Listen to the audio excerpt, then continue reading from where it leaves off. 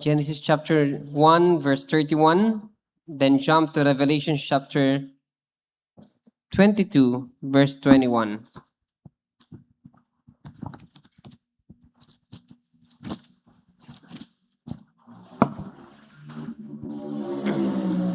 And it says, Genesis chapter 1, verse 31, and it says, And God saw everything that he had made, and behold, it was very good, and there was evening, and there was morning, the sixth day.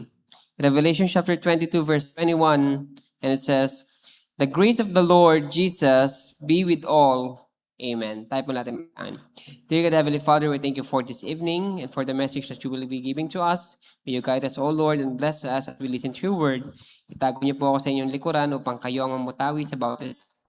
May you give us the wisdom, the knowledge, and the strength to understand what you're going to message for us in this evening. In Jesus' mighty name we pray. Amen. Now, balik tayo, recap tayo on... Okay, balik tayo and recap tayo sa message natin last week. Ito kasi magtugtong. Pag sinabi natin grace, God's grace, it is something that we don't deserve, but God gave it to us. May dalawang grace. What is that? Common grace and saving grace. Now, we understand that the common grace is for all and saving grace is for those na pinili ng Panginoon at nanampalataya sa Kanya na maliligtas. That's the saving grace. Now, I cannot assume that all of us here inside the church are saved. But I can assume that all of us here know how to appreciate. Okay? Do you know how to appreciate ba? O baka masyado kang cold na tao. So, appreciation of God's grace. At ito yung ating konteksto ngayong gabing ito. How to appreciate or should we appreciate God's grace? Now, balik tayo. Nakita natin for the last week that the man rebels against God and continue to disobey God. The man is unrighteous, and the man, particularly the Israelites, rejects the Messiah. So paulit-ulit lang to, no? From the cycle, from the Genesis chapter 3, mula sa mga anak nila, hanggang sa next generation, hanggang sa panahon natin ngayon, ito at ito lang din ang nauulit. From 2000 BC hanggang ngayon, panahon natin ngayon 2025, ito pa rin na nangyayari. The man rebels against God or distract yung kanyang pattern na ginawa sa mundo or distract the design sa kahit anong bagay and they rebels against God. Continue to disobey. Magkasunod yung 1 and 2 and we continue to disobey na kahit alam natin na mali, we are doing it and tolerating it. Ang masama doon is we tolerating and we cannot, hindi natin kayang takasan. Kung walang tulong ng Panginoon, hindi natin kayang takasan. Unrighteous, okay? The man is unrighteous and kasunod nan, it also, sa kanya, co-complement. The man rejects the Messiah. Hindi lang Israelites, that time Israelites lang, pero ngayon, hanggang sa panahon natin ngayon, the man rejects Jesus Christ. Did you know na sa Amerika is 70% na lang ng TV, 70% of the TV ay hindi pwedeng magbanggit about Jesus. But you can talk about Muhammad, you can talk about Buddha, but you cannot talk about Jesus. There's 70% of the TV networks in America, in the US, na hindi mo na pwedeng banggitin si Jesus. And here in the Philippines, if you share the Word of God sa mga rally, or sa mga sa Pride Walk o sa bus, di ba? You are also getting discriminated. In the social media, when you say, Christ is real, Jesus Christ is Lord, di ba? Mas marami silang pwedeng sabihin tungkol sa relihiyon natin o sa pagiging Kristiyano natin rather than accepting the message of God. So, the man rejects the Jesus. At kasunod, ano naman ang ginawa ng Panginoon? He gave the man what he needs, create a redemption plan, fulfill this promise, gave his life, and he will be back to save his people. At ito yung ginawa ng Panginoon. This is past, present, and future terms. Diba? That God gave the man what the redemption plan and fulfill the promise. Hanggang ngayon may pinufulfill na ng Panginoon, and that is on the past. God gave his life, also past, but also in the present term that if you accept Him, Anong mangyayari sa atin? We will not die and we will not perish but have everlasting life in John 3:16. And also in Revelation chapter 21 and 22, He will be back to save His people. And He will be back, sa other time, He will be back to get people. So ganyan, balikan natin ulit. Kung ito ang ginawa ng tao, ito naman ang ginawa ng Panginoon. Marami pa yan, but if I could let's elaborate and minimize the words na gagamitin ko, this is the summary of the Bible. This is the summary of the Bible. And sa gabing ito, let's answer the question, how important is God's grace? Gaano kaya kaimportante ang grasya? Ano bang grace sa Tagalog? Habag, biyaya, biyaya, awat, habag, grasya, grace ng Panginoon. Gaano kaya ito kaimportante, lalong-lalo na sa ating mga tao? Last time that I speak here sa pulpito, nung Sunday yun kwento ko yung isang discussion namin on our Theology 1 subject with Sir Ilauria. Sabi niya, how about, paano kaya kung yung salvation ibinigay ng Panginoon hindi sa tao, kundi sa ibis? How would you accept that? Siyempre, it's a bizarre, medyo joke yung tanong, pero yan, paisip kami, paano nga kaya kung ibinigay hindi sa tao, hindi man sa ipis, pero sa ibang nilalang niya? Diba? Lahat naman yung ginawa ng Panginoon eh. What if, ang binigyan lang niya ng pagkakataon na makapuntang langit is mga hayop or aso, kasi ang aso loyal, ang tao hindi. So dito natin ma-appreciate how important God's grace. So for this evening, let me give you two propositions on how important God's grace is. Number one, God's grace gave the man a second chance. Binigyan sa grasya sa awa, biyaya ng Panginoon, biyaya niya ang pangalawang pagkakataon sa tao. As you can see in Genesis chapter 3, makita niyo dito kung paano nalaglag ang tao sa kasalanan that rebels against God. And yet, anong ginawa ng Panginoon? What is the evidence that God's grace gave the man second chance? Number one is, the Bible only have 2 books in 4th chapter if the man didn't sin against God. Napansin niyo ba yan? Na the whole Bible from Genesis chapter 3, lahat yan ay may wickedness of man. Hanggang sa Revelation chapter 20, lahat yan about sa kasalanan ng tao at kung paano nagbigay ang Panginoon ng kanyang biyaya sa tao. Kung paano paulit-ulit niyang pinapatawad, paulit-ulit niyang nire-rebuild yung kanyang nation.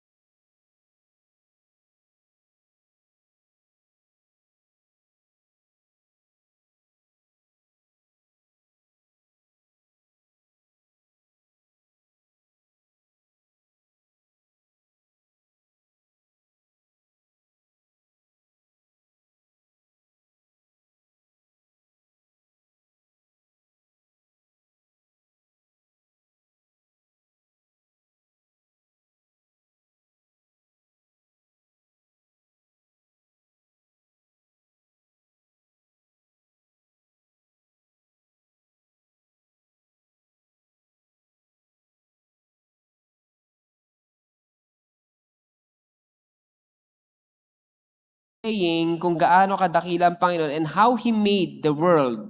Sabi nga sa binasa natin kanina in chapter 1 verse 31 ng Genesis, it was very good.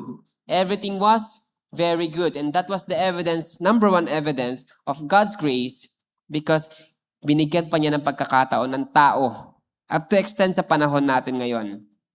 From the Old Testament, He gave many things. He gave the priest, He gave the kings, He gave the prophets, and yet, people disobeyed God. In the New Testament, He gave the 12 disciples. He gave the apostles.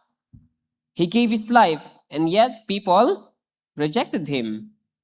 Hanggang sa Revelation and so on and so forth, and one of the evidences is, God gave the man second chances throughout the Bible and sa panahon din natin ngayon. Your very breath, na gumising ka kaninang umaga, it is one of evidence that God gave you second chance. And it was grace of God. Grasya yan ng Panginoon. Biyaya yan ng Panginoon sa'yo.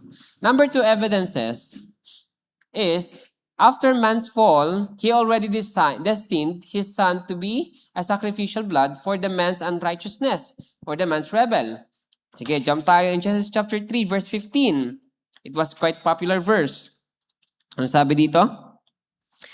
And I will put enmity between you and the woman. Kausap dito ng Panginoon ay ang serpent at si Adam and si Eve. And between you and your offspring and her offspring, he shall bruise the head and you shall bruise his heel. Now, if you were gonna look in the scenario, ganito po ang nangyari dito. Si Adam and Eve nagtago sa mga dahon, naglagay ng dahon sa kanilang katawan, nagtago sila kasi nabuksan ang kanilang isipan na sila ay hubad. Sa paanong paraan, sila po ay tinukso ng kaaway ni Satan na kainin yung prutas na ipinagbabawal ng Panginoon.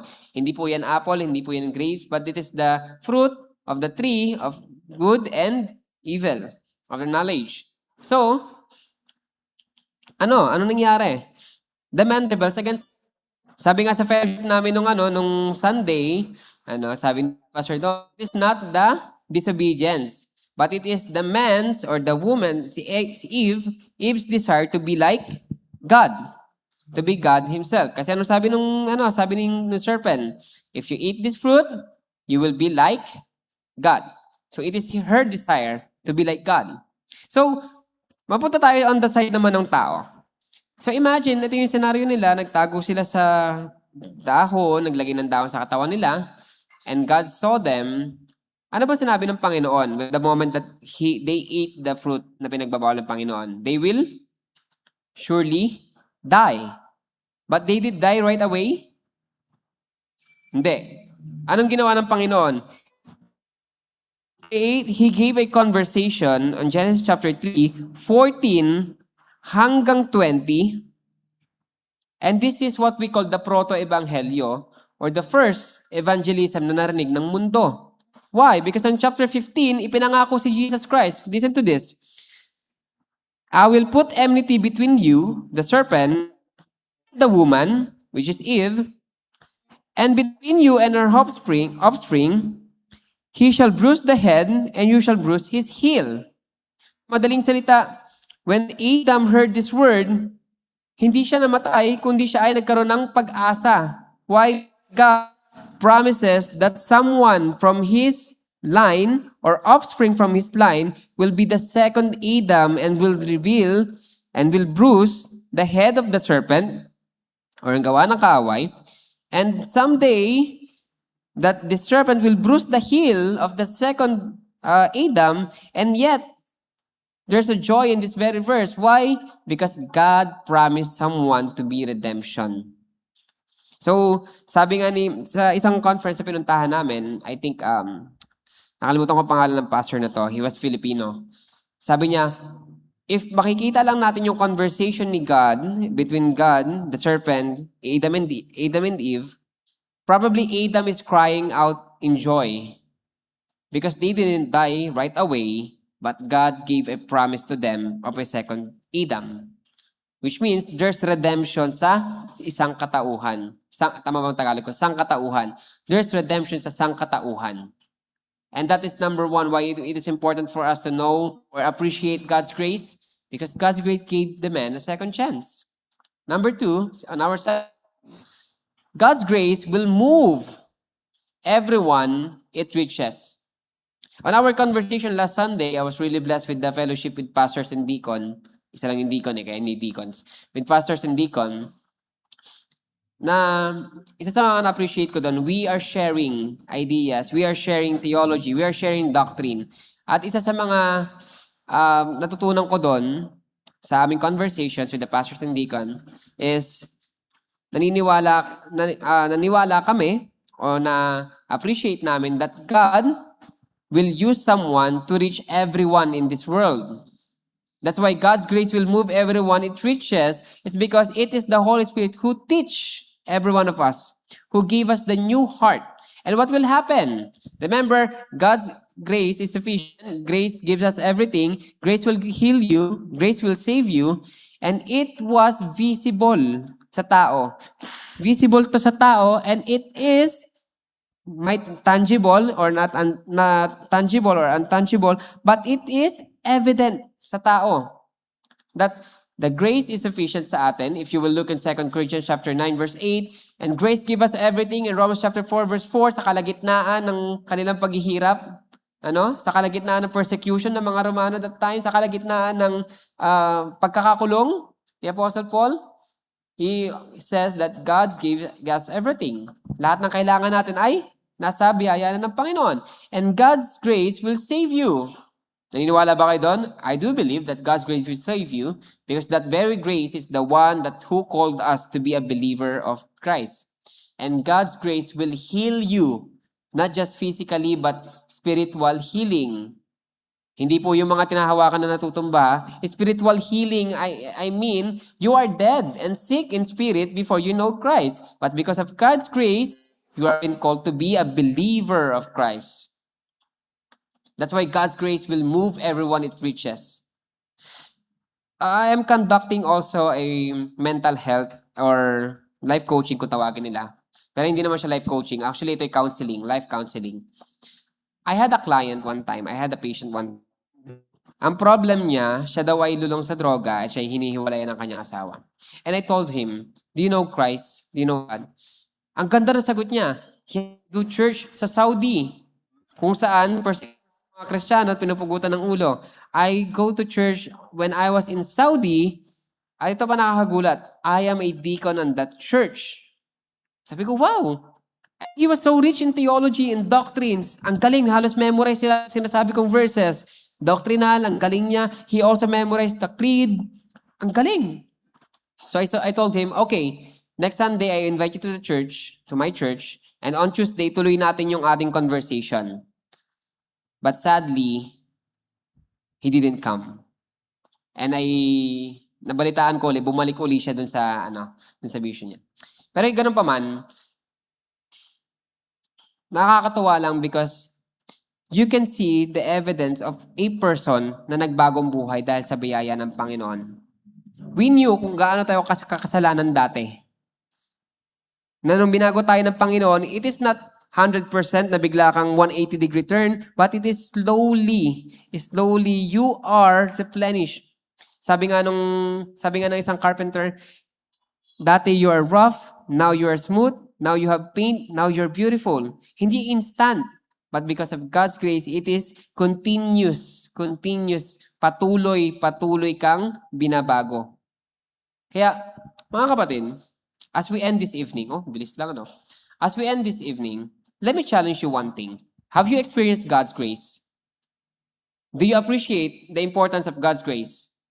Now I challenge you for this evening, share God's grace. Ilang tao lang tayo ngayon? 2, 4, 6, 8, 10. 10 people and 4 people, I think, sa Zoom. 3 people sa Zoom. I challenge you to share God's grace. Why? Kasi hindi lang dapat tayo yung nakakaalam ng biyaya ng Panginoon. Hindi lang tayo dapat yung nakakatamasa ng biyaya ng Panginoon, ng grace ng Panginoon. We should share it to our neighbor, family, and to the ends of the world. Matthew chapter 28 says, you should baptize them in the name of the Father, and the Son, and the Holy Spirit, from Judea, Samaria, to the end of the world. And you will gonna look it, interpret it, Judea is your family, Samaria is your neighbor, and to the end of the world is the mission field. I will challenge you this evening. Share God's grace. Share it to them. Not your testimony, but God's grace alone. Share it to them.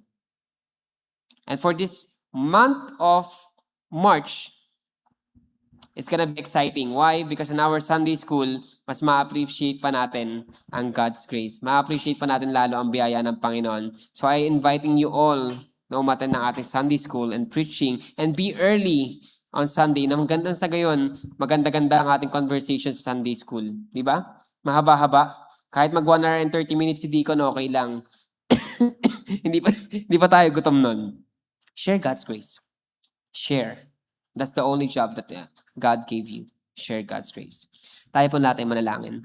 Dear God, Heavenly Father, we thank you for this evening. We thank you, Lord, for the grace that you've given to us and for the message that we learned how to appreciate your word and your grace sa aming buhay namin. Salamat, Panginoon, kasi kahit patuloy kami nagkakasala, ay pinapatawad nyo kami na kahit patuloy kami, Panginoon, sa aming buhay sa mundong ito, na kung minsan ay nakakalimutan ka namin, papasalamat kami, Panginoon, dahil hindi mo kami kinalimutan. Lord, sa lahat ng aming pagkukulang, Ikaw ang perpekto at Ikaw ang nagpunan ng lahat ng bagay na ito para sa amin. Kaya, Panginoon, salamat at walang ibang kayang banggitin ng aming mga Panginoon, kundi salamat sa lahat ng iyong bagay na ginawa dahil kulang ang lahat ng salita upang purihin ka sa buhay namin at sa lahat ng iyong. And continue, O Lord, as we pray for this evening with one another.